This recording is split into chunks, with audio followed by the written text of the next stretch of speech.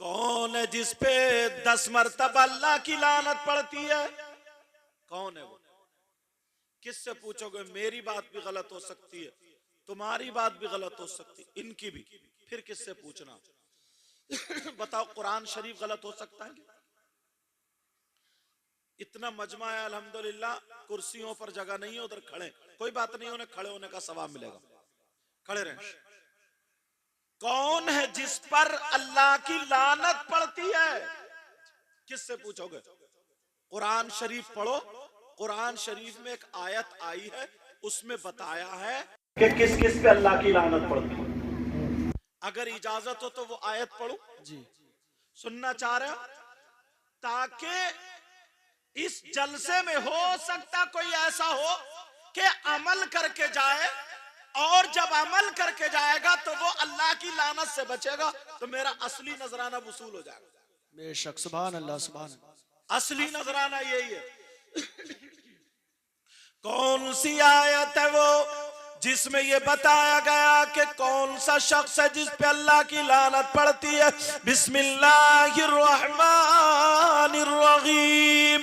लानतुल्लाहि अलल काज़िबीन।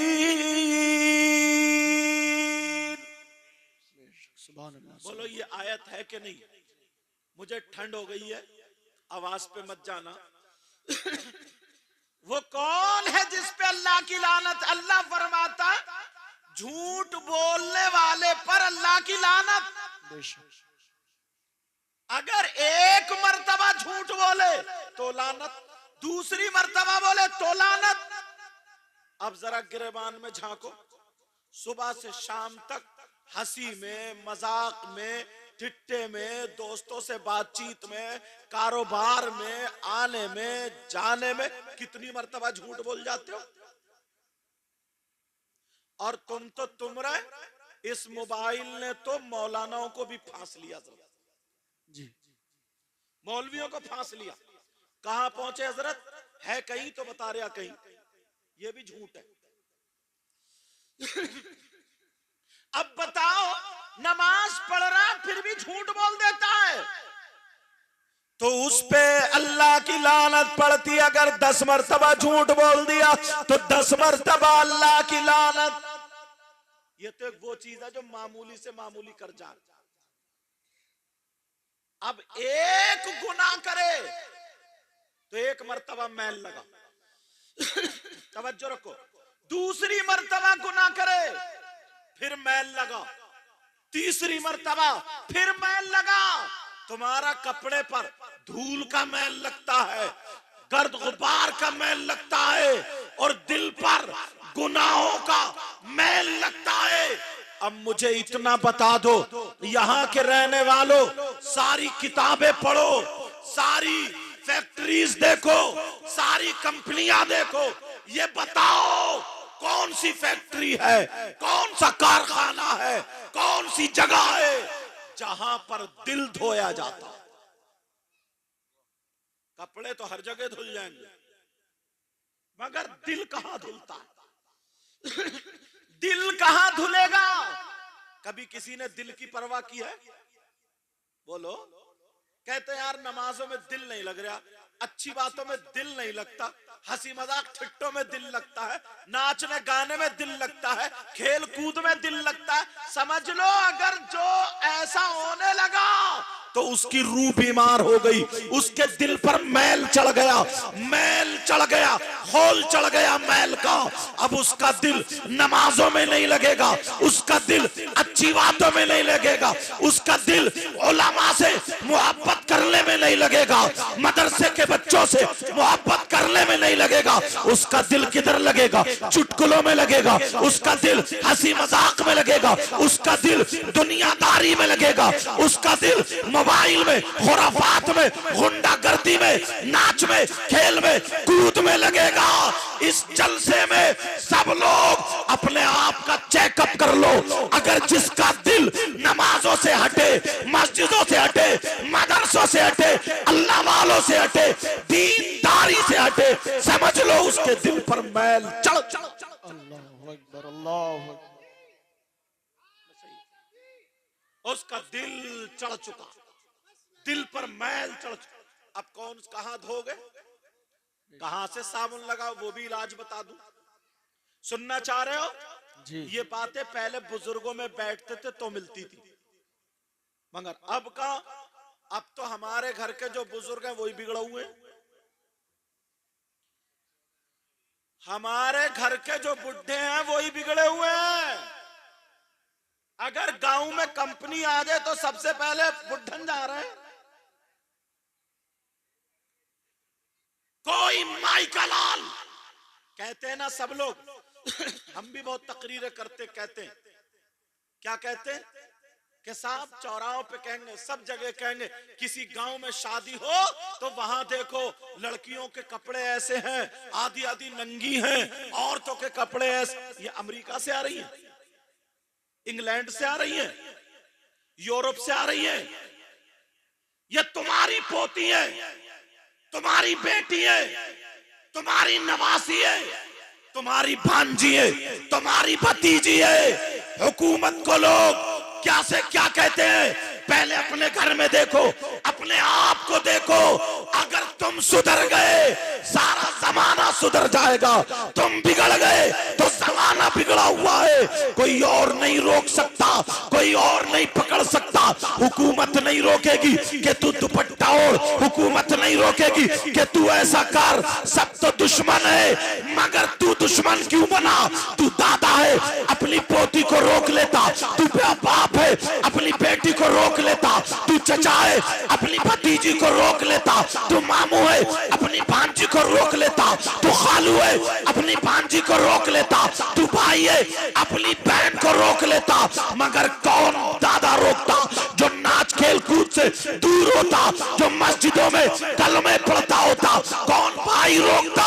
वो भाई जो भाई दूसरी लड़कियों से मोबाइलों पे बातें करता हो, डीजों पे नाचता हो, शादियों में घोड़ों की तरह कूले मटकाता हो। वो भाई जिसके बाल देखो नचकइयों जैसे, जिसके कपड़े देखो नचकइयों जैसे, जिसके चलने का ढंग फिल्मों जैसा, खाने का ढंग फिल्मों जैसा, पहनने ओढ़ने का ढंग फिल्मों जैसा। अब मुझे बताओ कौन आएगा? मैं इतना बताए देता हूँ। लोग कहते हैं जनाब, लोग कहते हैं जनाब, वहां पे मदरसे तोड़े गए, वहां पे मस्जिदें तोड़ी गई, वहां पे मुसलमानों के घर तोड़े गए, मुसलमानों को टारगेट किया गया, मुसलमानों ही पर अत्याचार किया गया, मुसलमानों ही पर बर्बरियत के पहाड़ तोड़े जा रहे हैं। मुझे दूसरे से कोई गिला नहीं है, मगर नबी से पूछो, कुरान से पूछो, क्या पता पूछो ये मुसलमानों ही पर क्यों हो रहा है? तो मुझे एक आयत भी मिल गई है, मुझे एक हदीस भी मिल गई है। दोनों का तर्जमा इकट्ठा करूंगा ताकि सबकी समझ में आ जाए। कुरान की आयत ये है, वकज़ालिका नुवल्ली बाद ज़ालिमीन बादा बिमा कानू यक्सिबून। हदीस ये है, कमा तकूनूना युवल्ली अलैकुम। दोनों चीजें बता दी। अब तर्जमा सुनो, तर्जमा मैं करता हूँ। ये कोई मौलाना नहीं, कोई मुफ्ती नहीं, कोई कारी नहीं, इमाम साहब नहीं, बल्कि नबियों के सरदार फरमाते हैं और अल्लाह फरमाता है। कौन? कहा वो कौम, वो कौम, वो लोग जो गुनाह हद से ज्यादा करने लगते हैं, जो कौम गुनाहों में शर्माती नहीं है, जो कौम खुल के गुनाह करने लगे, जो कौम, जिस कौम की बेटियां बेपर्दा हो जाए, जिस कौम की बेटी और बेटे जानवरों की तरह रोडों पर गाना फूसी करने लगे, एक दूसरे की इज्जत के खुखार हो जाए, वो कौम जो नमाजों से दूर हो जाए, वो कौम जो शरीयत के खिलाफ चलने लगे, वो कौम जो झूठ बोलने लगे, वो कौम जो गुनाहों में हद से बढ़ जाए, अल्लाह ताला ऐसी कौम पर अजाब उतारता है। लेकिन अजाब पत्थरों का नहीं, अजाब आग का नहीं, अजाब जमीन नहीं पाता। नबी फरमाते हैं ऐसी कौम पर अल्लाह ताला जालिम बादशाह मुसल्लत फरमा देता है कि जिन्हें सांसें लेना दुश्वार कर देगा, जमीन पे रहना दुश्वार कर देगा, जमीन पे चलना दुश्वार कर देगा, जमीन पे रहना दुश्वार कर देगा। चलेगा तो कठिनाई, बैठेगा तो कठिनाई, सांसों में जहर घोल दूसरों से कोई शिकायत नहीं है।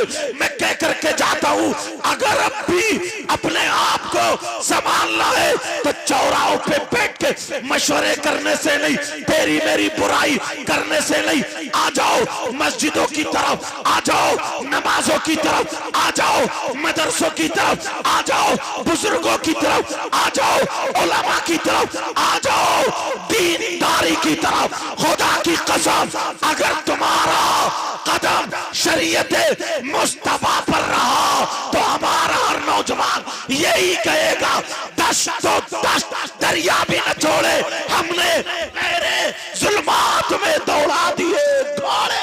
नारे तकबीर, नारे रिसालत, जश्ने दस्तार बंदी हजरत अल्लामा सैयद मुकीमुर रहमान साहिब क़िबला। नारे तकबीर, नारे रिसालत। सुभान। मगर अफसोस अपनों पे है, अपनों पे अफसोस, अपनों पे, अपनों पे। अल्लाह ने तुम्हें अपने दोस्त दिए हैं। अल्लाह के वली कौन है? अल्लाह के दोस्त। तुम्हारी ना चले उनकी चलती है, तुमसे काम ना बने उनसे बनता है। तुम इस लायक नहीं हो, जाओ दरबार में अल्लाह वाले की चौखट पे खड़े होकर के मांग लो, दामन फैला करके मांग लो, वहां जाकर के दो आंसू निकाल दो। मगर यही कौम उर्स के नाम पर कहीं गुंडागर्दी कर रही है, उर्स के नाम पर कहीं शेख चिल्ली बुला रही है, उर्स के नाम पर कहीं सर्कस आ रहा है, उर्स के नाम पर कहीं लेडीज कव्वाली, कहीं जेंट्स कव्वाली। अब मुझे बता कौन कर रहा है ये? उर्स पाक में कितनी लड़कियां जाती हैं, कितने लड़के जाते हैं, दसों लड़कियों की इज्जत पे हाथ डल जाता है। इसी कौम के बच्चे ये लफंगे मोबाइलों पर तेरी मेरी बहन बेटियों से मोबाइलों पे चैटिंग सेटिंग करते हैं। और ये बाप तू किस खुशफहमी में है? तेरी 18 साल की बेटी, तेरी 16 साल की बेटी जीने की आड़ में खड़े होके तू बड़ा पैसे वाला है, तू बड़ा रुपये वाला है, तू इतना बता, बेटी को मोबाइल देके तू भूल के जा रहा है।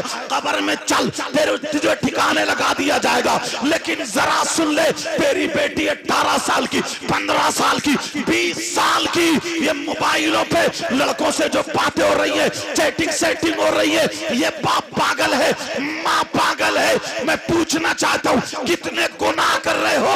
अरे ये घर ढा दिया तो तुम्हारी छींकें आ जाती है, किसी का मकान ढा दिया तुम्हारी सिसकी निकल जाती है, क्या मस्जिद ढा दी, लेकिन तुम्हारे घरों में दीन ढाया जा रहा है, तुम्हारे घरों में दीन ढाया जा रहा है। आप कहेंगे कैसे दीन ढाया जा रहा है? मैं तुम्हें बताऊं, मौलाना अफसर की वजह से नहीं, शायर साहब की वजह से नहीं, नूरुद्दीन मंजर शायर इस्लाम की वजह से नहीं, और लोगों की वजह से नहीं। लेकिन सुनो, बात पक्की करूंगा, नबी से पूछो, आका आप बताएं, ये तो आपका कलमा पढ़ने वाले हैं, आका आप बताएं, ये तो अल्लाह को मानने वाले हैं, आका आप बताएं, ये वो लोग हैं जो तेरे नाम पर, तेरे महबूब आका, आका आपसे सबकी सच्ची मोहब्बत करते हैं। आका आप बताएं कौन दीन को ढाता है? ऐ लोगों सुनो, ये किसी मौलाना की बात नहीं है। नबी फरमाते हैं, अस्सलातु इमादुद्दीन, मन अकामहा फकद अकामद्दीन व मन तरकहा फकद हदमद्दीन। ये नबी फरमाते हैं, मैंने हदीस पढ़ी है, अपने घरों में देखना, मदरसों की बात बाद में करना, मस्जिदों की बात बाद में करना, पहले दीन की बात करो। तुम्हारे घर में दीन ढाया जा रहा है, सुबह को ढाया, दोपहर को ढाया, शाम को ढाया। तुम्हारा जुर्म कितना है? तुम्हारे घरों में रोजाना दीन को ढाया जाता है।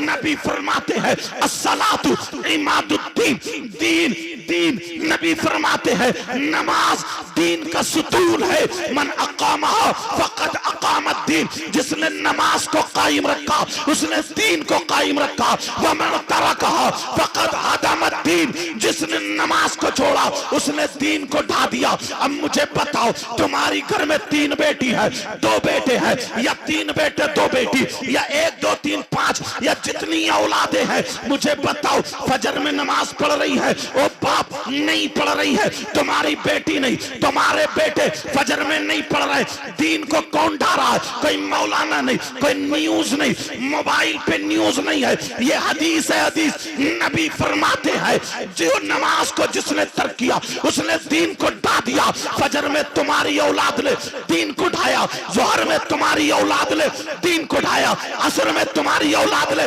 दीन को ढाया, मगरिब और इशा में तुम्हारी औलाद ने दीन को ढाया। ओ बाप, जमीन जोतते जोतते मर जाएगा, पेड़ काटते काटते मर जाएगा, गन्ना छीलते छीलते मर जाएगा, मगर हिसाब नहीं दे पाएगा।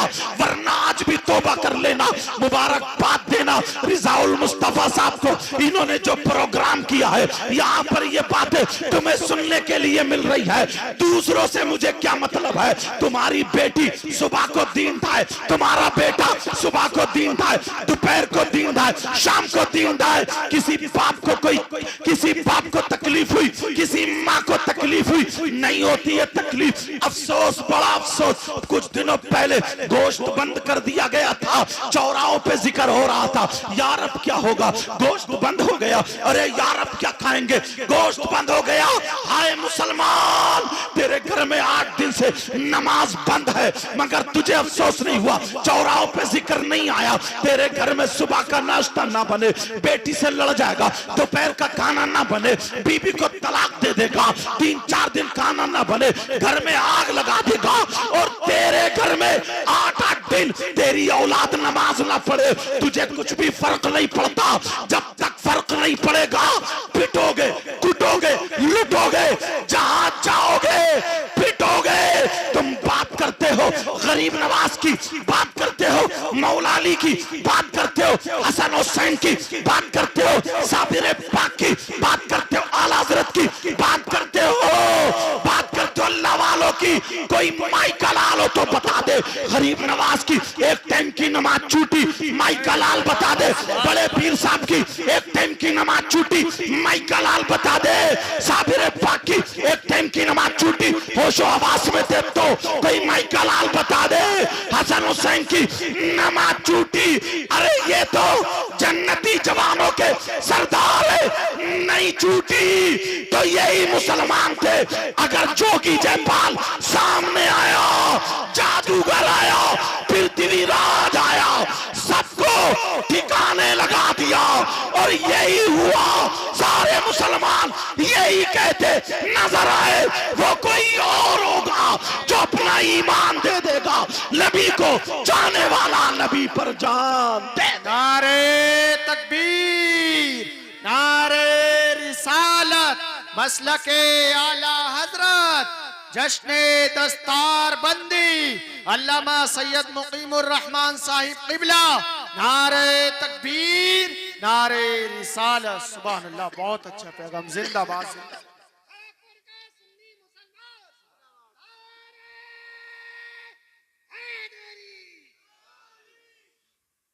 जानते हो अमल कुछ भी नहीं है, कारनामे कुछ भी नहीं, और ख्वाब देखते एक नारा लगाएंगे काम हो जाएगा। ख्वाब देखते ऊंचे, पहले नारा लगाने के लायक बनो। खड़े खड़े मूतने वाला अपने आप को हजरत अली का गुलाम कहता है, नमाज छोड़ने वाला अपने आप को इमाम हुसैन पाक का गुलाम कहता है, तेरी मेरी बहन बेटियों को तकने वाला गौसे पाक का गुलाम कहलाता है, शराब जुआ बियर पीने वाला अपने आप को आला हजरत का आशिक कहता है। शर्म करो। और मेरी बच्चियों तुम भी सुनो, तुम क्या समझती हो कि हम जिस्म दिखा के अच्छे लगते हैं? नहीं, सारी किताबें इकट्ठी करो, अगर 10,000 की किताब भी होगी तो वो ऐसे ही रखी होगी, लेकिन सारी किताबों में सबसे ज्यादा मुअज्जम मुकर्रम किताब अल्लाह की किताब है कुरान शरीफ। उस कुरान शरीफ पे पर्दा होता है, उस कुरान शरीफ पे गिलाफ होता है, उस कुरान शरीफ पे जुज़दान होता है, तूने कैसे समझ लिया? तू अपना जिस्म दिखा के खूबसूरत लगेगी? नहीं, वो तो नाचने वाली नचनिया होती है। लड़कियों में सबसे ज्यादा खूबसूरत मेरे नबी की बेटी है, जिनका नाम सैयदा फातिमा है। जरा सैयदा फातिमा की एक कहा, सैयदा फातिमा का एक कौल सुन ले। ओ मेरी बच्ची सुन ले, ओ मेरी बहन सुन ले, आज के बाद तेरा भी दुपट्टा नहीं उतरेगा, आज के बाद तेरे भी बाल नहीं दिखेंगे, आज के बाद तेरे भी सीने पे से दुपट्टा नहीं हटेगा, आज के बाद तेरा भी कोई नुमाइश नहीं करेगा।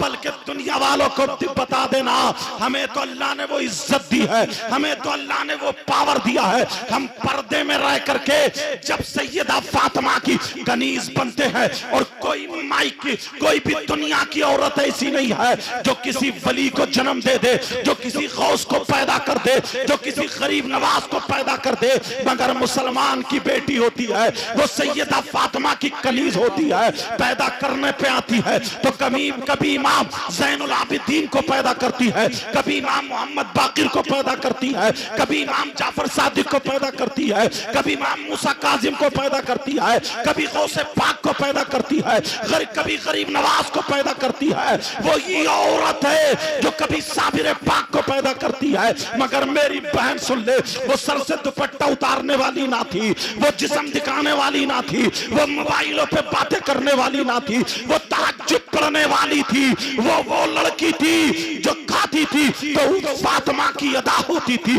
चलती थी तो फातिमा की अदा होती थी, पहनती ओढ़ती थी तो फातिमा की अदा होती थी।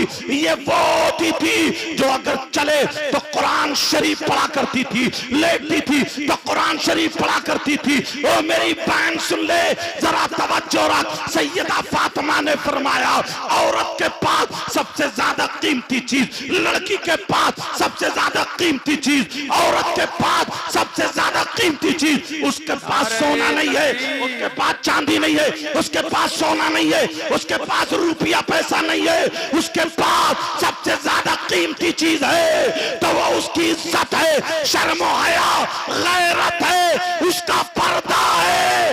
अगर इस पे अमल करेगी तो खुदा की कसम यहाँ भी कामयाब होगी और आखिरत में भी कामयाब। बेशक, सुभान अल्लाह, सुभान अल्लाह। नारे तकबीर, नारे रिसालत, मसलके आला हजरत, जश्ने दस्तार बंदी, अल्लामा सैयद मुकीमुर रहमान साहिब क़िबला, शायर इस्लाम मोहम्मद अली फैजी।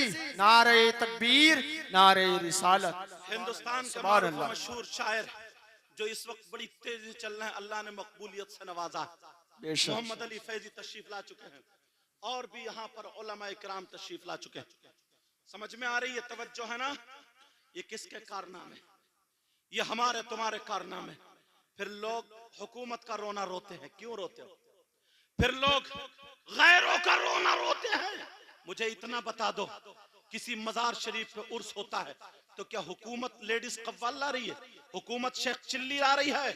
यही मुसलमानों के नौजवान हैं, यही मुसलमानों के बच्चे हैं, 3-3 लाख रुपए इकट्ठे करते हैं और ऐसे ही कौम का पैसा उड़ा देते हैं। आज अगर किसी आलिम रब्बानी को, किसी इमाम को, किसी अच्छे आलिम को, किसी मुदर्रिस को अगर तनख्वाह में या नजराने में दीन के नाम पर या उसके वक्त के नाम पर अगर दे दिया तो चेमी गोइया होती है। लेकिन ये कान खोल करके सुन लो, जो यहाँ पर थी, यहाँ पर नहीं, पूरे हिंदुस्तान में कहीं उर्स पाक में 3-3 लाख रुपए जो ये उठाए जाते हैं, जो कव्वालिया हो रही है, लेडीज कव्वाल, जेंट्स कव्वाल, क्या इनसे अल्लाह वाला राजी हो सकता है? मुझे बताओ, ये गुंडागर्दी क्या हुकूमत करा रही है? ये तुम कर रहे हो। नमाजें क्या तुमसे हुकूमत छुड़वा रही है? ये तुम छोड़ रहे हो। तुम्हारी बेटियां जो आधी आधी नंगी घूम रही है, बेपर्दा घूम रही है, किसकी शादी है? हाजी जी के घर शादी है, हाजी जी की पोती देखो तो आधी नंगी घूम रही है, नमाजी जी की पोती देखो तो आधी नंगी घूम रही है। अरे मेरी जौल में जाकर के देखो, भला आदमी तो वहां पर पहुंचने से कतराता है, मगर ये बूढ़े एक भी आवाज नहीं उठाता, ये नौजवान एक भी आवाज नहीं उठाता। इन्हें आवाज कब उठानी है कि इमाम को मस्जिद से निकालो, मदरसे से मुदर्रिस को निकालो, फुला पीर की बुराई कर दो, दो, फला शायर मुकर्रिर की बुराई कर दो, फला आलिम की बुराई कर दो। तुम्हें मालूम है ये भी जुमला सुनते चलो प्यारो, आलिमों से नफरत करने वाला, इमामों से नफरत करने वाला, मदरसे के बच्चों से नफरत करने वाला, हिंदुस्तान के वलियों के सरदार जिनका नाम गरीब नवाज है, जरा इनकी एक बात सुन लो। इनके मलफूजात में लिखा हुआ है, क्या लिखा है जरा तवज्जो करना। ये मलफूजात में इरशाद फरमाते हैं, कौन है ये? गरीब नवाज कहते हैं मेरे दौर में एक शख्स ऐसा था, चौराहों पे बैठ करके बड़ी बड़ी डींगे मारता था, दीन और इस्लाम का बड़ा हमदर्द अपने आप को साबित करता था, मगर मौलानाओं में कीड़े बीन, मौलवियों में कीड़े बीनता था, उलमा में कीड़े बीनता था, और ये आलिमों से मुंह फेर लिया करता था, मदरसे के बच्चों से मुंह फेर लिया करता था, किसी इमाम को देखता था मुंह फेर लिया करता था, आलिम को देखता था मुंह फेर लिया करता था, किसी नमाजी को देखता था मुंह फेर लिया करता था। आज भी कुछ बूढ़े हैं, आज भी कुछ बुजुर्ग हैं जो अपने आप को नमाजी बताते हैं और ये पता ही नहीं है कि सब कुछ खत्म हो चला। आज भी कुछ ऐसे हैं जो 2 टाइम की या 3 टाइम की नमाज पढ़ लेते हैं, दुआए कुनूत की अदायगी नहीं होती है। कहीं कहता सुभान रब्बियल अजीम, कहीं कहता सुभान रब्बियल आला, सही तरीके से नमाज अदा नहीं कर पाता, इसकी नमाज भी नहीं होती है। मगर ये मस्जिदों में फितना डाले पड़ा, फसाद डाले पड़ा, मदरसे बनवा दिए हैं। कान खोल के सुन लो, ये हुकूमत की कमी नहीं है, ये तुम्हारी कमी है।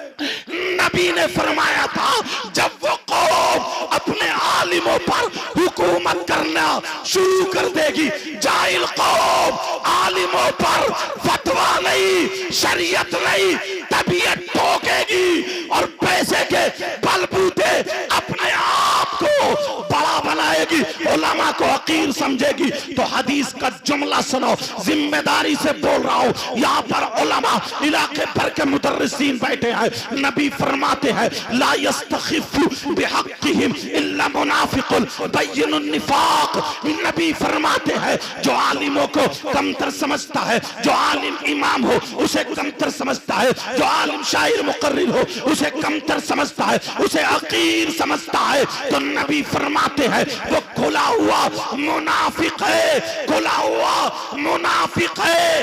अब मुझे बताओ, नबी ने मोहर लगा दी। कुरान कहता है इन्नल मुनाफिकीना फी दरकिल अस्फली मिनन नार, बेशक मुनाफिकी जहन्नम के नीचे वाले तबके में रहेंगे। कोई है माइकलाल जो हदीस को काट दे, कोई है माइकलाल जो कुरान की आयत को काट दे, कट जाओगे। पूरी दुनिया गलत हो सकती है मगर अल्लाह का कलाम गलत नहीं हो सकता। वो लोग सुन ले जो अभी आप गरीब नवाज कहते हैं, वो आलिमों से नफरत करता था, आलिमों से मुंह फेर लिया करता था। कुछ दिन के बाद जब उसकी तबीयत खराब हुई, उसका इंतकाल हुआ, लोगों ने उसका मुंह काबे को कर दिया, मगर खुद ब खुद उसका मुंह काबे से फिर जाता है। फिर लोग काबे को करते हैं, उसका मुंह फिर जाता है, वो लोग उसका मुंह काबे को करते हैं, फिर जाता है। लोग जमा हो गए, इकट्ठे हो गए, सारे लोग देखने लगे माजरा क्या है। कहा कि ये इसका मुंह काबे को नहीं होता है, सारे लोग देख रहे। फिर कहा एक मर्तबा और करो। जब लोगों ने किया, उसका मुंह नहीं हुआ, लेकिन वहां पर एक साहिब कश्फ था, एक अल्लाह वाला था, एक आलिम रब्बानी था। उसने जब कश्फ से देखा, उसने कहा लोगों अगर सुबह तक इसके मुंह को काबे की तरफ कर दोगे तो अल्लाह ने फरिश्तों की ड्यूटी लगा दी है, इसका मुंह फेर दिया जाएगा काबे की तरफ। इसका मुंह नहीं हो सकता, इसके चेहरे को, इसका चेहरा दे, इसका चेहरा काबे की तरफ हो, अल्लाह पसंद नहीं करता। सारे लोगों ने कहा जब तुम्हें इतना मालूम है तो ये बताओ कि इसका मुंह काबे को क्यों नहीं हो सकता, काबे से क्यों फिर सकता है, काबे से क्यों मुड़ रहा है। तो गरीब नवाज मलफूजात में लिखते हैं उस अल्लाह वाले ने कहा, उस अल्लाह वाले ने कहा अरे ये वो है जब दुनिया पे रहता था तो आलिमों से मुंह फेर लिया करता था, नफरत करता था, मदरसे के बच्चों से मुंह फेर लिया करता था, इमामों से मुंह फेर लिया करता था, अल्लाह वालों से मुंह फेर लिया करता था। अल्लाह ताला को ये बात इतनी बुरी लगी, अल्लाह ने कहा तू वारिस नबी से मुंह फेरेगा, अल्लाह खाने काबा से तेरे मुंह को फेर देगा। अब मुझे बताओ, अल्लाह को वो पसंद ना आए?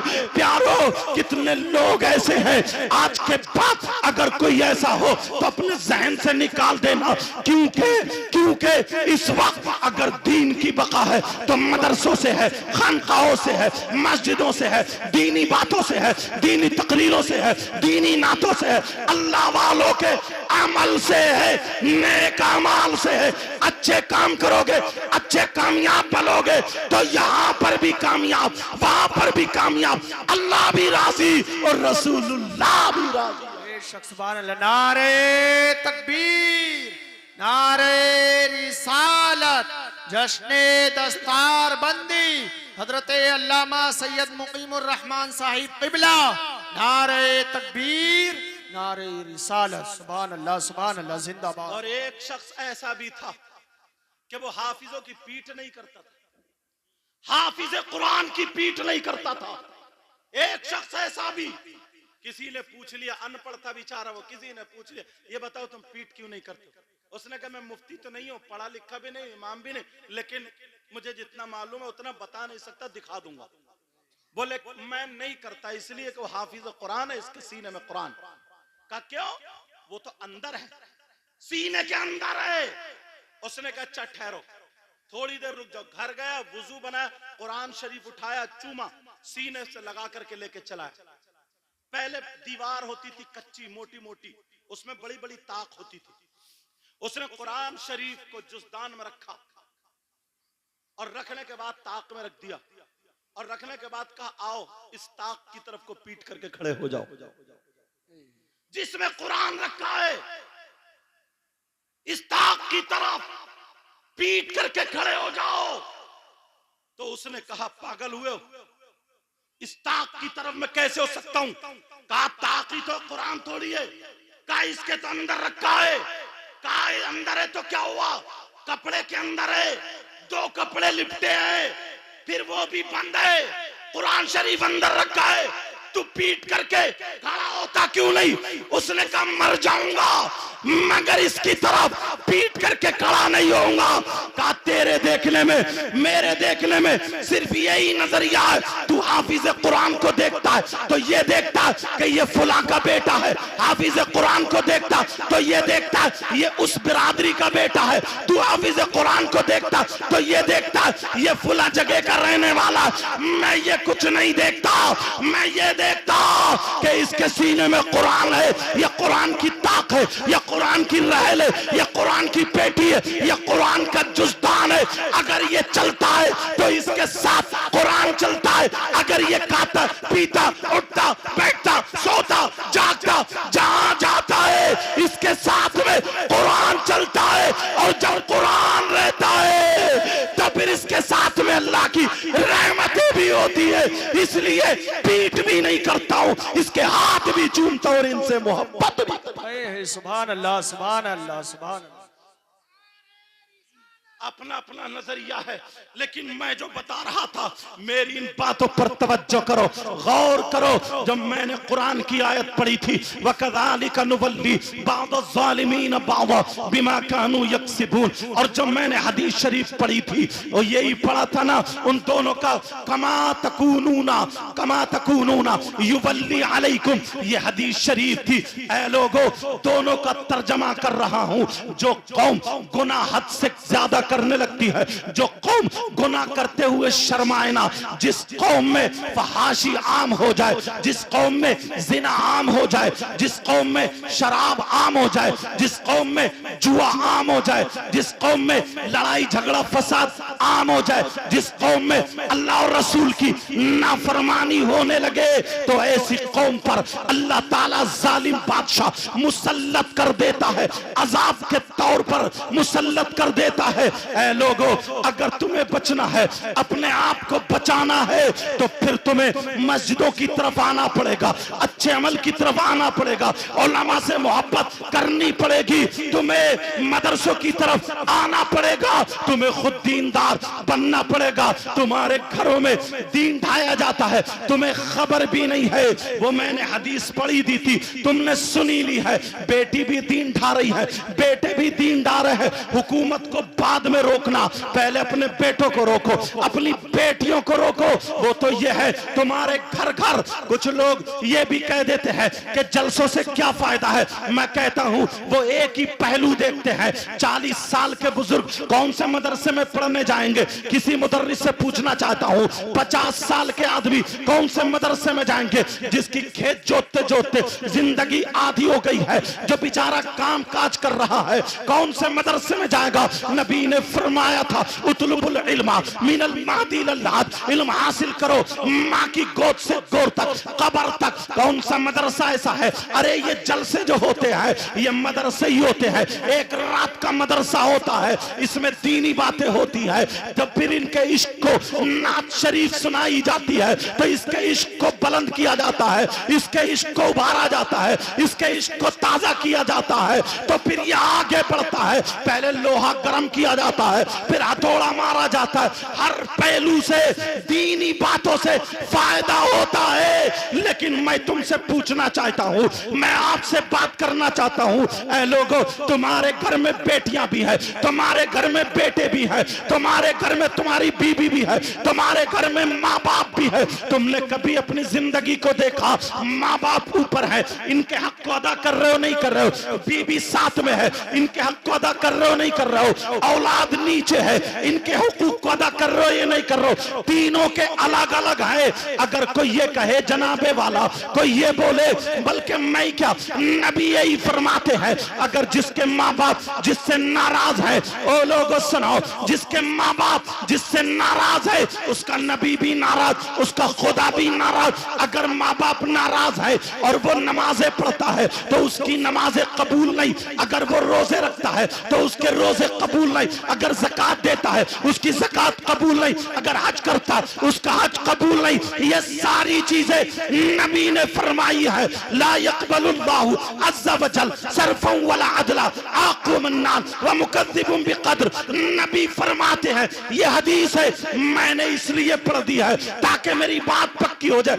माँ बाप की इज्जत करो, मगर इसका मतलब ये नहीं है कि बीबी का गला घोट दो। इसका मतलब ये नहीं है कि औलाद की तरफ मत देखो, औलाद को मत देखो। नहीं, सही वो है जो माँ बाप का भी हक अदा करे, बीबी का भी अपनी जगह हक अदा करे और औलाद का भी अपनी जगह हक अदा करे।